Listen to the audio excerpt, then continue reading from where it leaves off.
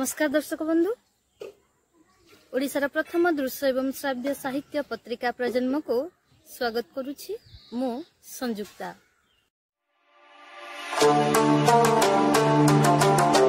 प्रिय दर्शक बंधु प्रजन्म द्वारा प्रस्तुत फीचर स्मृति रे तंद्रालोकर प्रहरी को आपण माने समस्ते सहृदयतार सहित ग्रहण करी अनेक मतामत देइछंती।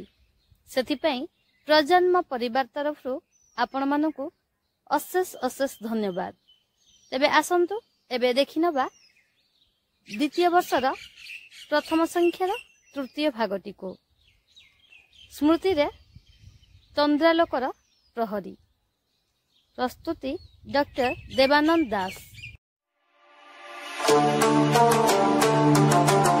विशिष्ट सांबादिक एम.भी. कामत दि वीक पत्रिका लिखिथिले मनोज दास बोइले कौन जड़े दार्शनिक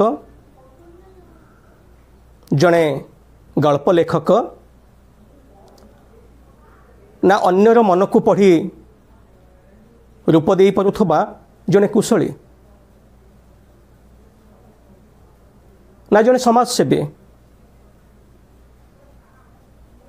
तांकर समस्त गल्प गुड़ा को पढ़िले मोर मन हुए से जेमिति ए सबुर समाहार। सतरे तांकर गल्प समस्त वर्गर पाठकीय आदृति पाइथिला बेले तरुण छात्र मानकर साहित्यर छात्र मानकर से थिले प्रथम पसंद। राजांकर भारी आग्रह तरुण कविटी को आनी निज राजसभारे रखिबे। केवे केमिति राणींक सह कलिकजिया होइगले किंबा शिकाररु व्यर्थ मनोरथ होई फेरिबाकू हेले न्याय किंबा निशाब वितरण करू करू मुंड दरज हेले कविठू दुई पद तटका कविता शुणिले हालुका लागिबो परा। दैबात जणे चारण मुहरु राजा टोकार कविता जोड़िए शुणी देइथिले प्रीत होइथिले। अतएव विधिवध राजकवि हेबार प्रस्ताव देई से कवि पाखकू दूत बेसिले। कविर घर राज्य सीमांतरे पहाड़ तलीर एक निर्जन पल्ली रे। बाबू चाल जल्दी कर रहिब नगरी रे पिंधिब पाटलुगा खाइब मिठेई मंडा। शिरोपा सांग को आउ जहा मुंडाइब ताहा बोझ हेले भी भारी सुखकर ताहा हेला सम्मान किछि बुझुच। दूत यथाविधि गार्जन सुलभ कंठरे एहा कही चटापट उठिबाकू आंगुली द्वारा निर्देश देले। बुझुछि जीवी नाही। कविंक उत्तर थिला आशातीत संक्षिप्त। मोटे बुझी नाह। निज विस्मय कटाई द्रुत प्रवर तांक भाषा मधुर करी कोमल करी प्रस्तावटीकू एकाधिक शैली रे उपस्थापन कले। बुझुछि जीवी नाही। कवि बापुडार उत्तर रे ना हेला विषय वस्तुगत परिवर्तन ना हेला शैलीगत परिवर्तन। कवि 5 थर एका उत्तर दियन्ते 5 चापुड़ा खाइला भली मुह करी द्रुत प्रवर को नर प्रत्यावर्तन करी राजांक आगरे मुंड पोती ठिया हेले।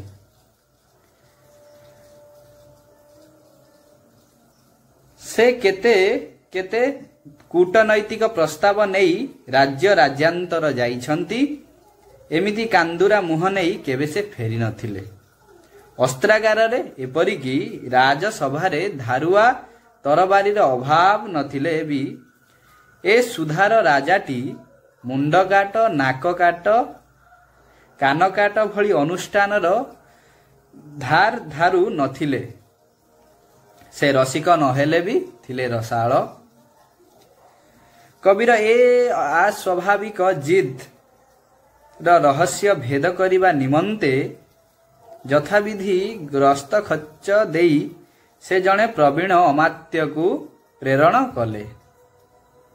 15 दिन परे ଅମାତ୍ୟ ଆସି ଛାମୁରେ ଜଣାଇଲେ, ମହାରାଜ ପ୍ରେମ ବିସ୍ତାରି କୁହ। ପ୍ରାୟ 80 ବର୍ଷ ତଳେ ଚାହାଳିରେ ପାଠ୍ୟ କୌଣସି ଆଦର୍ଶ ସାହିତ୍ୟରେ ଶିବକୁମାର ପଢ଼ିଥିଲେ ଓଟକୁ ମରୁପ୍ରଦେଶର ଜାହାଜର ଆଖ୍ୟା ଦିଆଯାଏ। ବହିରେ ଓଟର ଛବିଟିଏ ମଧ୍ୟ ମୁଦ୍ରିତ ହୋଇଥିଲା। ଶିବକୁମାରଙ୍କୁ ତାହା ମୋହିତ କରିଥିଲା। କେବଳ ଓଟର କୁବ୍ଜଟି ତାଙ୍କର ସହାନୁଭୂତି ଉଦ୍ରେକ କରିବା ଉଚିତ ନା ଭୟ, ଏହି ପ୍ରଶ୍ନ ଉପରେ ସେ ନିଃସନ୍ଦେହ ହୋଇପାରୁନଥିଲେ। ଓଟ ଦେଖିବା ନିମନ୍ତେ ତାଙ୍କ ହୃଦୟରେ ପ୍ରବଳ ବାସନା ଜାଗରଣ ହୋଇଥିଲା। ସୁଯୋଗ ଆସିଲା ମଧ୍ୟ। ଜଣେ ମହିମବନ୍ତ ସାଧୁ କେଇ କ୍ରୋଶ ଦୂରବର୍ତ୍ତୀ ହାଟ ପଡ଼ିଆରେ ଡେରା ପକାଇଲେ। ତାଙ୍କ ସହ ରହିଥିଲେ ନିରନ୍ତର ଭଜନ ଗାଇପାରୁଥିବା ଶତାଧିକ ଶିଷ୍ୟ ଏବଂ ଅକୃପଣ ଦୁଗ୍ଧଦାନ କରୁଥିବା 1 ଡର୍ଜନ ଗାଭୀ। ଶଯ୍ୟା ପରି କୌଣସି ଅଜ୍ଞାତ କାରଣରୁ ତାଙ୍କ ସହ ଥିଲା ଗୋଟିଏ ହୃଷ୍ଟପୃଷ୍ଟ ଓଟ। କିନ୍ତୁ ପୂର୍ବବର୍ତ୍ତୀ ରବିବାରର ବ୍ୟାପକ ସମୟ ଗୋଳିଆ ନଈ ପାଣିରେ ସନ୍ତରଣ ଓ ଡୁବନରେ ବ୍ୟୟ କରିଥିବା ହେତୁ ଶିବକୁମାର ପୀଡ଼ିତ ହୋଇପଡ଼ିଥିଲେ। ଗ୍ରାମର ଅନ୍ୟ ବାଳକମାନେ ସେମାନଙ୍କ ପୋଷାକି ଲୁଗାପଟା ବାହାର କରି ଓଟ ଦର୍ଶନ ସକାଶେ ବାହାରିଗଲା ବେଳେ ସେ ଅଶ୍ରୁପାତ କରିଥିଲେ। ପ୍ରତ୍ୟକ୍ଷ ଓଟ ଦର୍ଶନ ଦ୍ୱାରା ନିଜ ସମ୍ମାନ ବୃଦ୍ଧି କରି ନ ପାରିଥିବା ହାଟ ପ୍ରତ୍ୟାଗତ ବାଳକମାନେ ଓଟ ସମ୍ବନ୍ଧରେ ନାନା ଜ୍ଞାନଗର୍ଭକ କଥା କହିଥିଲେ। ଜଣେ କହିଥିଲା କି ଓଟ ଏଣ୍ଡୁଅ ଭଳି ନିଜର ରଙ୍ଗ ପରିବର୍ତ୍ତନ କରିପାରେ। ଆଉ ଜଣେ କହିଥିଲା ତା କୁବ୍ଜ ଭିତରେ ଏପରି ଆଶ୍ଚର୍ଯ୍ୟ ଚିଜ ଥାଏ ଯାହା ମହକରେ ଦିଗ ଚହଟୁଥାଏ। ଏସବୁ ଅସତ୍ୟ ବୋଲି ବୁଝିବାକୁ ଶିବକୁମାରଙ୍କୁ ବର୍ଷଟିଏ ଲାଗିଥିଲା। ଅଧ୍ୟୟନ ପାଇଁ ଶିବକୁମାର ସହରକୁ ଆସିବା ମାତ୍ରେ ଓଟ ଦର୍ଶନର ଦ୍ୱିତୀୟ ସୁଯୋଗ ପାଇ ପୁଲକିତ ହୋଇଥିଲେ। କିନ୍ତୁ ସୁଯୋଗଟି ପୁନର୍ବାର ସେ ଅଳ୍ପକରେ ହରାଇଦେଲେ। ସହରକୁ ଆସିଥିଲା ଗୋଟିଏ ସର୍କସ ଦଳ। ସର୍ବନିମ୍ନ ପରିମାଣ ବସ୍ତ୍ର ପରିହିତ ଜଣେ ରମଣୀଙ୍କ ସହ ମାର୍ଜିତ ଓଟଟିଏ ନୃତ୍ୟ କରିବା ଭଳି କୌଣସି ପ୍ରତିଶ୍ରୁତି ବହନ କରୁଥିଲା ରଙ୍ଗୀନ ବିଜ୍ଞାପନ। ମଧୁର ସୂର୍ଯ୍ୟାସ୍ତରେ ଶିବକୁମାର ବାହାରୁଥିଲେ ସର୍କସ ଉଦ୍ଦେଶ୍ୟରେ। ହଠାତ୍ ଶିକାରୀ କବଳରୁ ପଳାତକ ବାରହା ଭଳି ଗତିରେ ଜଣେ ଭଦ୍ରଲୋକ ତାଙ୍କ ବସ ଭିତରକୁ ପଶି ଆସିଥିଲେ। ତାଙ୍କ ଖଟିଆ ଉପରେ ବସିପଡ଼ି ତାଙ୍କରି ଗାମୁଛାର ଯୋଗେ ନିଜ କପାଳରୁ ପ୍ରଚୁର ଝାଳ ପୋଛିଥିଲେ। ଶିବକୁମାର ସଦ୍ୟ ମଫସଲରୁ ଆସିଥାନ୍ତି। ସହରର ବହୁ ରୀତିନୀତି ଜାଣିବାକୁ ବାକି ଅଛି ବୋଲି ନିଜକୁ କହି ସେ ଆଗନ୍ତୁକଙ୍କ ଆଡ଼କୁ ଜୁଳୁଜୁଳୁ ଅନାଇ ରହିଲେ। ସେମାନେ ପଚାରିଲେ କହିବ, ତମେ କାହାକୁ ଦେଖିନାହଁ? ଯଦି ସେମାନେ ଘରେ ବସି ମୋତେ ଦେଖିବେ କହିବ, ମୁଁ ମଉସା, ମୁଁ ଶ୍ୱାସ ରୋଗୀ, ଚିକିତ୍ସା ପାଇଁ ଗାଁରୁ ଆସିଛି। ଆଗନ୍ତୁକ ଅଯାଚିତ ପରାମର୍ଶ ଦେଇଥିଲେ। ମଉସା ଶ୍ୱାସ ରୋଗୀ? ଶିବକୁମାର ଥତମତ ହୋଇ ପଚାରିଲେ। କ'ଣ ହେଲା, ମଉସାଙ୍କୁ ଶ୍ୱାସରୋଗ ହେବା ମନା? ଆଗନ୍ତୁକ ଲମ୍ବ ହୋଇ ଶୋଇପଡ଼ି ଓଲଟା ପଚାରିଲେ। 3 ମିନିଟ୍ ନ ଯାଉଣୁ 2 ଜଣ ଗଳଦ୍ଘର୍ମା ପୋଲିସ କର୍ମଚାରୀ ପହଞ୍ଚି ଶିବକୁମାରଙ୍କୁ ତାଙ୍କ ବସାରେ କେହି ଆଶ୍ରୟ ନେଇଛନ୍ତି କି ନାହିଁ ପଚାରିଲେ। ହଁ, ଶିବକୁମାର କହିଲେ। ଆଗନ୍ତୁକକୁ ଧରା ପକାଇ ଦେବା ଠିକ୍ ହେବ ବୋଲି ସେ ଯାଏଁ ସେ ମନେ କରୁଥିଲେ। କିନ୍ତୁ ସେ ବିସ୍ମୟ ଭରା କଣ୍ଠରେ ଶୁଣିଲେ, ମଉସା ଶ୍ୱାସ ରୋଗୀ। ପୋଲିସ ଚାଲିଯିବା ମାତ୍ରେ ଆଗନ୍ତୁକ କୁଦିପଡ଼ି ଠିଆ ହେଲେ। ତାଙ୍କ ମୁହଁରେ ଛଟକୁଥିଲା ଆବିଷ୍କାରର ଦୀପ୍ତି। ତମେ ବେଶ୍ ଚତୁର। ପ୍ରଥମରୁ କେହି ନାହିଁ କହିଥିଲେ ସେମାନେ। ମୋତେ ଦେଖି ପକାଇଲେ ସନ୍ଦେହ କରିଥାନ୍ତି। ବେଶ୍ ବେଶ୍, ପୁରସ୍କାର ତମର ପ୍ରାପ୍ୟ। ଚାଲ। ଆଗନ୍ତୁକ ପିଠି ଥାପୁଡ଼ାଇ ଦେଇ କହିଲେ। ପୁରସ୍କାର ଲୋଡ଼ା ନାହିଁ ଆଜ୍ଞା, ମୁଁ ସର୍କସ ଯାଉଛି। ଶିବକୁମାର ବ୍ୟସ୍ତ ହୋଇ ରହିଲେ। ଆଗନ୍ତୁକ ହସିଲେ। ହସ ଯେତେ ପ୍ରଭାବଶାଳୀ ତଥା ତାତ୍ପର୍ଯ୍ୟପୂର୍ଣ୍ଣ ହୋଇପାରେ ଶିବକୁମାର ସେ ଯାଏ ସେ କଥା ଜାଣିନଥିଲେ। ସେ ହସରେ ପ୍ରଥମେ ତାଙ୍କୁ ଲାଜ ଲାଗିଲା। କ୍ରମେ ଲାଜର ସ୍ଥାନ ନେଲା ଏକ ନୂତନ ଉପଲବ୍ଧି। ପରାଧୀନ ଭାରତର ଜଣେ ଯୁବକ ପକ୍ଷରେ ସର୍କସ ଦେଖିବାଠୁ ବଳି ବହୁ ଅଧିକ ଗୁରୁତ୍ୱପୂର୍ଣ୍ଣ କାମ ରହିଛି। ଅନତି ବିଳମ୍ବେ ତାଙ୍କ ଛୋଟ ବସାଘର ବିପ୍ଳବୀମାନଙ୍କ ଗୋପନ କେନ୍ଦ୍ରରେ ପରିଣତ ହୋଇଗଲା।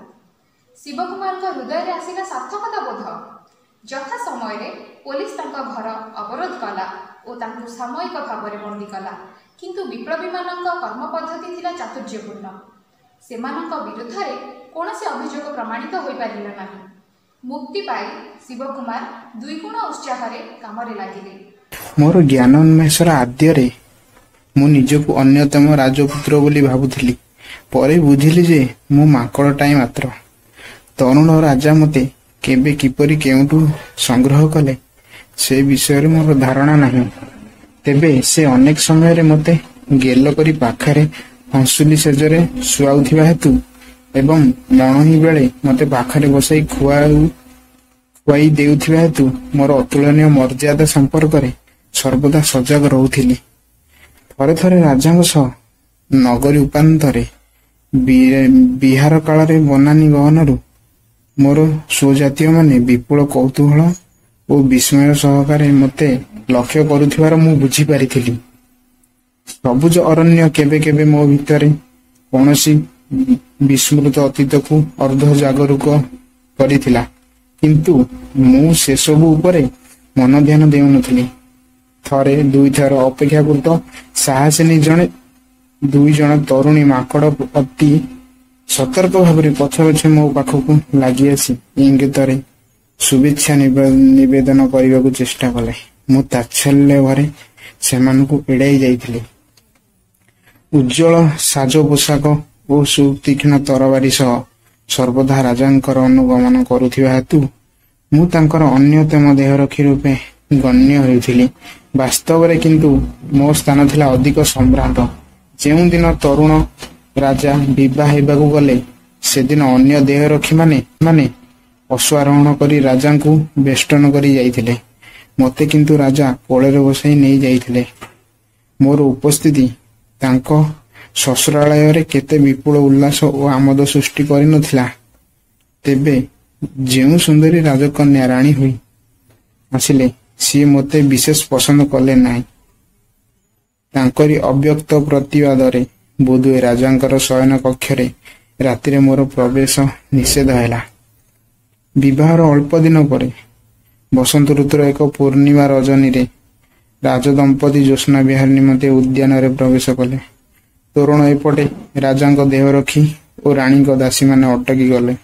ମୁଁ କିନ୍ତୁ ଯଥାବିଧି କାନ୍ଧରେ ତରବାରୀ ପକାଇ ରାଜାଙ୍କ ପଛେ ପଛେ ତାଙ୍କ ସହ ପାଦ ମିଳାଇ ଆଗକୁ ଚାଲିଲି। ରାଣୀ ଟିକିଏ ଗମ୍ଭୀର ଦେଖାଗଲେ, ତେବେ ରାଜାଙ୍କ ବୋଧ ହୁଏ ସେତକ ଲକ୍ଷ୍ୟ କରିପାରିଲେ ନାହିଁ। ଜହ୍ନ ବିଞ୍ଚି ଦେଉଥାଏ ଅମାପ ସୁବର୍ଣ୍ଣ ରେଣୁ ଜ୍ୟୋତ୍ସ୍ନାର ସେ ବାହୁଲ୍ୟ ସହ ତାଳ ଦେବା ନିମନ୍ତେ ଉଦ୍ୟାନର ଫୁଲମାନେ ବି ବିପୁଳ ମହକ ବିତରଣ କରି ଚାଲିଛନ୍ତି। ଏକ ପରିଚ୍ଛନ୍ନ ମାର୍ବଲ ମଞ୍ଚ ଉପରେ ପୂର୍ବରୁ ସେଜ ପରା ହୋଇଥାଏ। ରାଜାରାଣୀ ତହିଁ ବସି କିଛି ସମୟ ଗପ ସପ କରିବା ଉତ୍ତାରୁ ପ୍ରଥମେ ରାଜାଙ୍କ କୋଳରେ ମୁଣ୍ଡ ରଖି ରାଣୀ ଶୋଇପଡ଼ିଲେ। ତାପରେ ରାଣୀଙ୍କ ମୁଣ୍ଡ ଧୀରେ ଉଠାଇ ତଳେ ଥୋଇଦେଇ ରାଜା ବି ଶୋଇପଡ଼ିଲେ। ଶୋଇବା ପୂର୍ବରୁ ରାଜା ମୋତେ କହିଲେ, ଦେଖ ବାବୁ, ହୁସିଆର ହୋଇ ଆମକୁ ଜଗିଥିବୁ। ଅତଏବ ମୁଁ ହୁସିଆର ହୋଇ ଠିଆ ହୋଇଥାଏ। ରାଜାରାଣୀଙ୍କ ଦେହରେ ବାସନାରେ ଆକୃଷ୍ଟ ହୋଇ ଭ୍ରମରଟାଏ ହଠାତ୍ ପହଞ୍ଚି ଯାଇ ସେମାନଙ୍କ ମୁହଁ ଉପରେ ଇତସ୍ତତ ବସିବାକୁ ଲାଗିଲା। ମୁଁ ବିରକ୍ତ ହୋଇ ତାକୁ କେତେବେଳେ ରାଜାଙ୍କ ମୁହଁରୁ କେତେବେଳେ ତ ରାଣୀଙ୍କ ମୁହଁରୁ ତଳିବାକୁ ଲାଗିଲି। ଯେତେବେଳେ ସେ ବାରମ୍ବାର ମୋ ବାରଣକୁ ଅବଜ୍ଞା କଲା ଓ ତଦ୍ୱାରା ମୋ କ୍ଷମତା ଅତି ଅପମାନ କଲା, ମୁଁ ହିତଜ୍ଞାନ ହରାଇ ବସି ତାକୁ ଦୁଇ ଗୋଡ଼ କରିଦେବା ପାଇଁ ଉଦ୍ଦେଶ୍ୟରେ ତରବାରୀ ପକାଇଲି ଚୋଟେ। ସେତେବେଳେ ସେ ବସିଥିଲା ରାଜାଙ୍କ ଭଲ ଦେଶରେ। କେହି କେବେ ଏକଥା ଉଲ୍ଲେଖ କରିନାହିଁ। ସରସ୍ୱତୀ ସମ୍ମାନ, ସାହିତ୍ୟ ଏକାଡେମୀ ପୁରସ୍କାର ସମେତ ସେ ବହୁ ପୁରସ୍କାର ପାଇଛନ୍ତି। ଅନେକ ଅନୁଷ୍ଠାନ ଦ୍ୱାରା ମଧ୍ୟ ସେ ହେଇଛନ୍ତି ସମ୍ବର୍ଦ୍ଧିତ। ଜଣେ ସଚ୍ଚା ସାହିତ୍ୟିକ ଭାବରେ ତାଙ୍କର ସାହିତ୍ୟ ପ୍ରତି ଥିଲା ଏକ ଭିନ୍ନ ଦୃଷ୍ଟିଭଙ୍ଗୀ। ଯେ ସାହିତ୍ୟ, ଯିଏ ସତ୍ ସାହିତ୍ୟ, ସଚ୍ଚା ସାହିତ୍ୟ, ସିଏ ଚିରଦିନ ଜୀବନ ସହିତରେ ଗତି କରେ ବୋଲି ତାକୁ ସାହିତ୍ୟ କୁହାଯାଏ। ସ୍ୱହିତ ସାହିତ୍ୟର ଅନ୍ୟ ଏକ ଅର୍ଥ। ସେ ହିତର ଅର୍ଥ କ'ଣ? ସେ ହିତର ଅର୍ଥ ହେଉଛି ମଣିଷକୁ ଆଲୋକ ଦେବା, ମଣିଷର ଚେତନାକୁ କ୍ରମାଗତ ଭାବରେ ସମୃଦ୍ଧ କରିବା। ଏବଂ ଯେତେ ଜଣଙ୍କର ସାହିତ୍ୟ ଯେତେ ନେତିବାଚକ ହେଉନା କାହିଁକି, ସାହିତ୍ୟର ଯେତେ ହତାଶ ଭାବ ଫୁଟି ଉଠୁନା କାହିଁକି, ଜଣେ ଯେ ତାକୁ ଲେଖୁଛି ତାର ଅବଚେତନ ଅର୍ଥ ହେଉଛି ଯେ ସିଏ ନିଶ୍ଚିତ ଭାବରେ ଆଶାବାଦୀ ଯେ ତାର ସାହିତ୍ୟ ଲୋକେ ପଢ଼ିବେ ଏବଂ ସେଇ ପଢ଼ିବା ମାଧ୍ୟମରେ ସେମାନେ କିଛି ନା କିଛି ଉପକୃତ ହେବେ।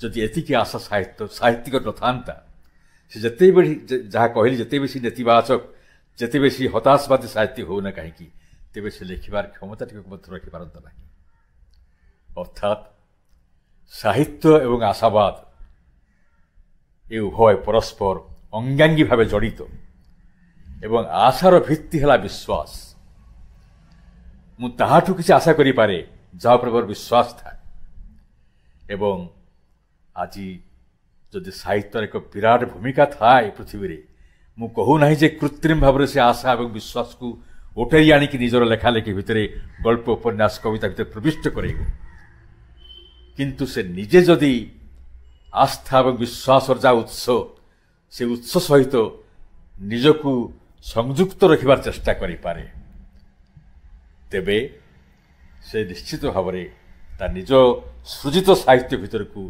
तार एक स्पंदन नहीं आनी पारिबो एवं तार साहित्य जदि विभूतिमय हेइथिबो जदि प्रेरणा प्रसूत साहित्य तार हेइथिबो तेबे सेई प्रेरणा प्रसूत साहित्यर स्पंदन आपमानक भली हजार हजार गुणग्राही पाठक पाठिका हृदय स्पंदित हब एवं सेमानकु मध्य निज निज अजाणतरे आशा एवं विश्वास एक अवदान दे पारिबो।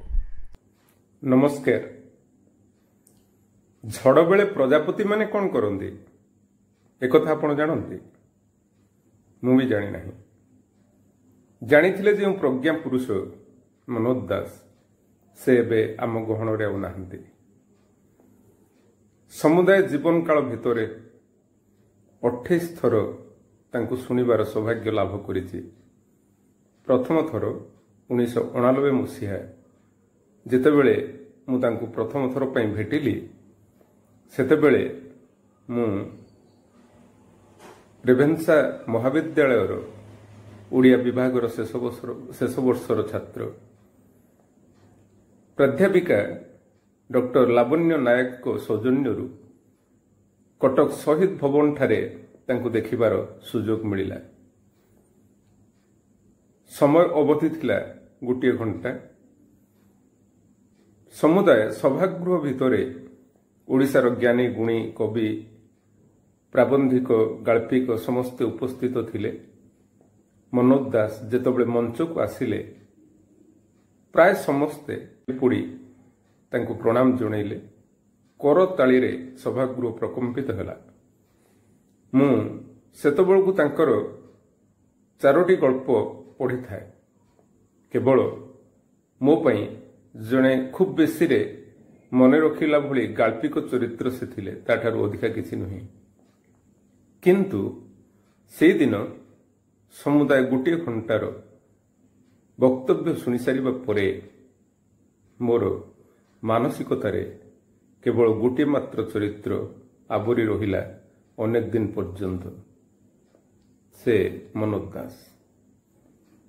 मु निशाग्रस्त हेली केवल मनोज दास को पढ़िबा एवं 1 वर्ष पर्यंत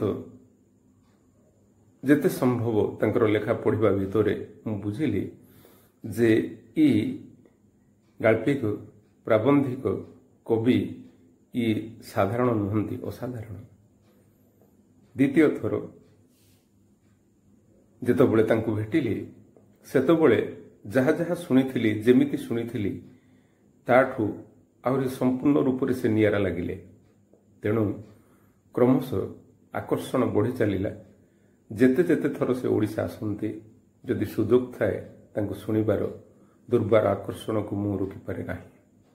कादम्बिनी पत्रिका हाट मोर श्रद्धेय छात्र छात्री मानक पाखरे खबर पहुंची सारी थाए।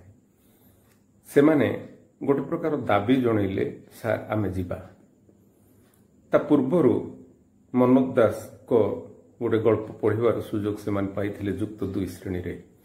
गल्पर नाम थिला आकाश कइंच।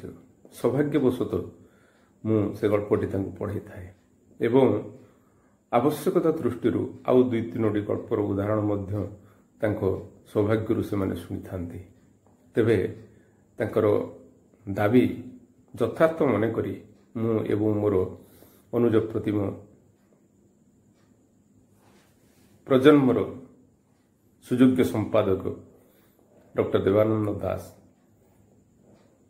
मोर सहकर्मी आमे निष्पत्ति नेलु पिलामानकु सांगरे नै जीवा कारण नीलिमा राणी प्रथम साहित्य सम्मान लाभ करिवार सौभाग्य लाभ करिसंती मनोज दास तेणु सशरी तांको देखिबार सुजोग पाइबे पिला माने ता छड़ा ओडिया साहित्यर वरेण्य कवि साहित्यिक मानक देखिबार सुजोग मध्य लाभ करिवे अतः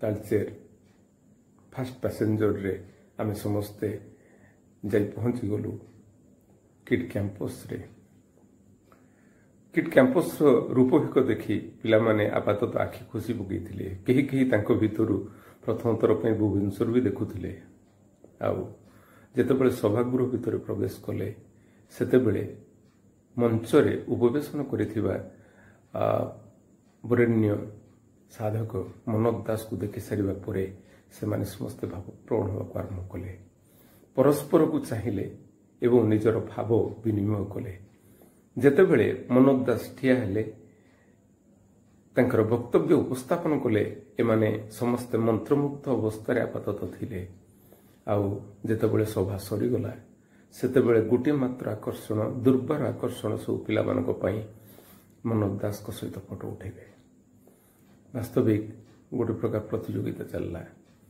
आर्थराइटिस जोगु भल भाव चली पारु नथिबा मनोज दास पिला मानकर आवेग को सम्मान जणाई हस हस बदन रे पिला मानक सहित फोटो पाई जेतेबेले पोज दउथिले सेतेबेले मु अदूर रे ठिया हेई तांकु निरेखि देखुथिली कारण मते लागुथिला तांको सहित ठिया हबार योग्यता मोर नाही तेबे कोन पई के जानी दूररु ठाकुर को देखिले जेमिति गोटे पुलक अनुभव हुए जेमिति गोटे भाव भितरे संचरी जाए दूररु सेमति लागुथिला पिला माने तांको सहित फोटो नउथिले एवं विभिन्न मुद्रा रे निजको उपस्थापन करिया पई चाहुथिले सम्मान बोध अतुट थिला पिला मानक हृदय भितरे तेबे दूर रे ठिया हेई मु एमिति देखुथिया बेले मोर श्रद्धेय छात्र मंगराज पचारिथिले सर आपण फोटो उठेबे नाही मु ताको किछि कहि नथिली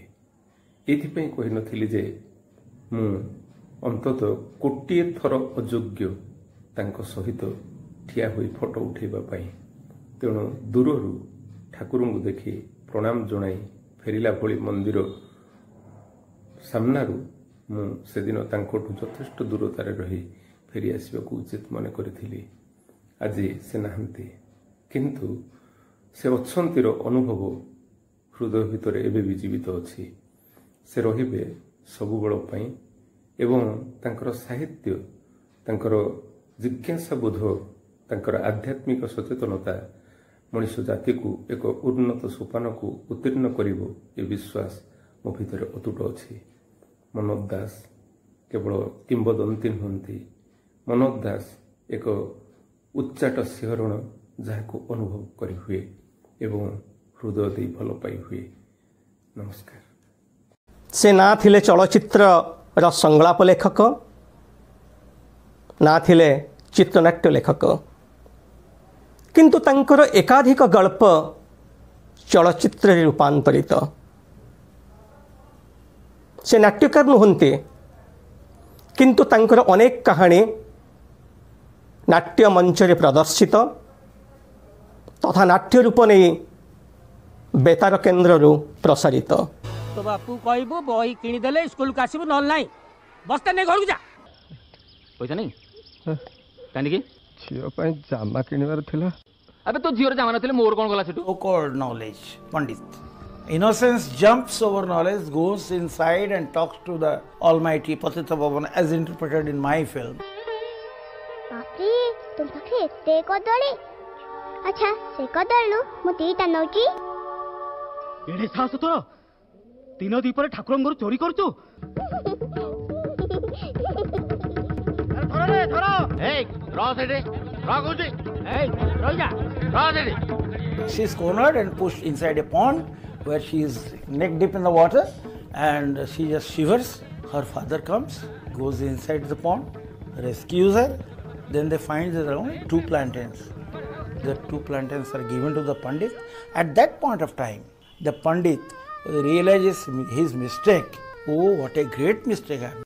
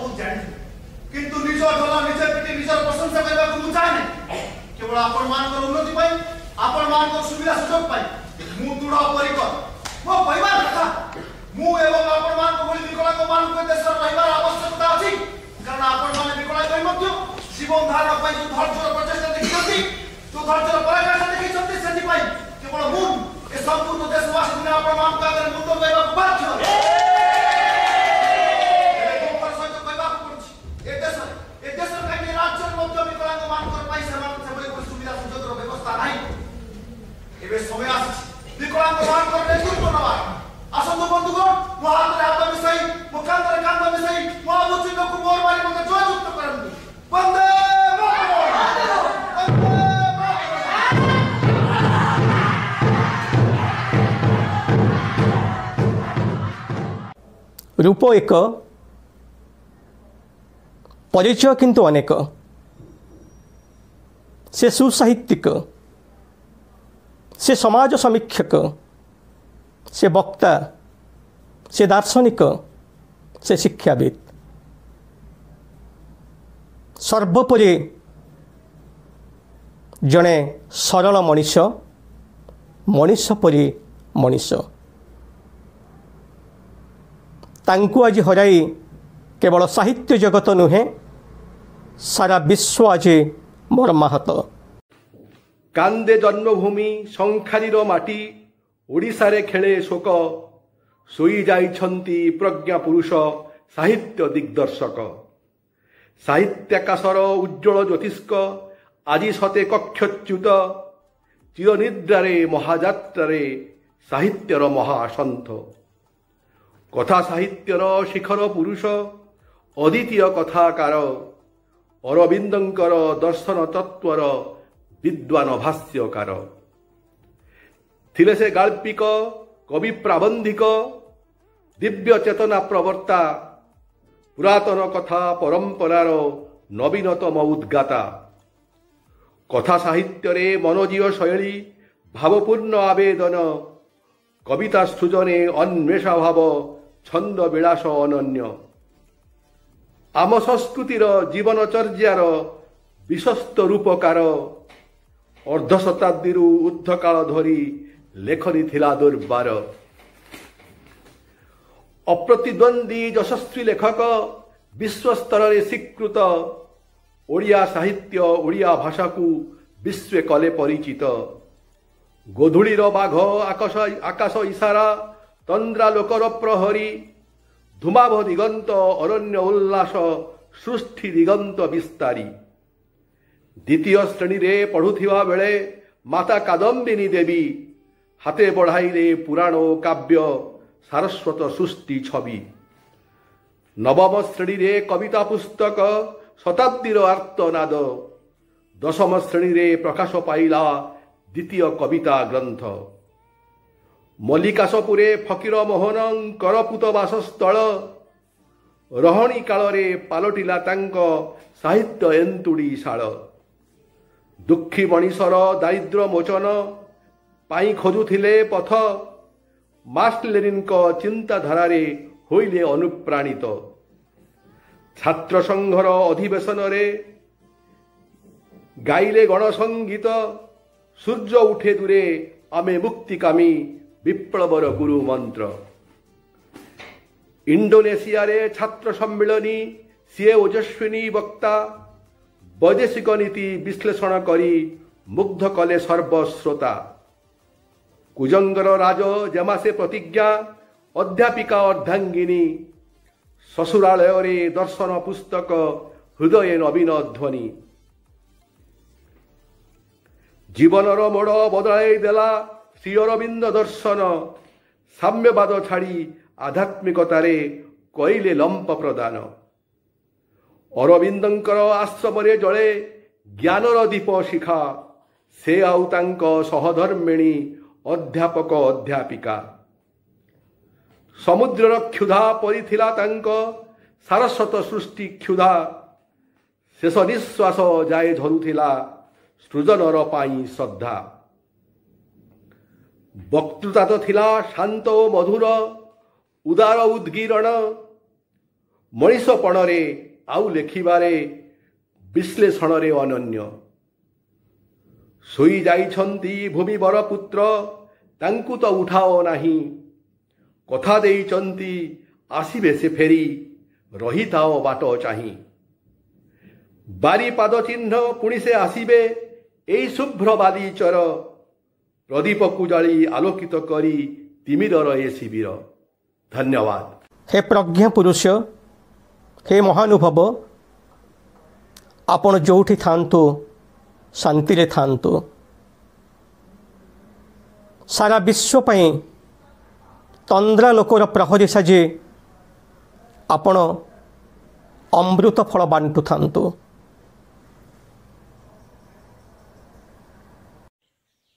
प्रिय दर्शक बंधु, प्रजन्म आपण मानकु केमिति लागुछि मतामत देबाकू भूलिबे नाही। मतामत देबार नंबर टी होछि 9338177391। आज्ञा हाँ, आपण माने जदि प्रजन्म को आपण मानकर लेखा को पठेबा पई चाहछंती तेबे तार रेकॉर्डेड विजुअल को एई नंबर माध्यम रे पठाई दियंतु। तेबे प्रजन्म प्रत्येक मासर 7 तारिख एवं 21 तारिख दिन यूट्यूब एवं फेसबुक जरिया रे आसुछि। देखिबा पई जमा भी भूलिबे नाही। रहुछि पुन थरे देखा हबो अन्य एक संख्या रे।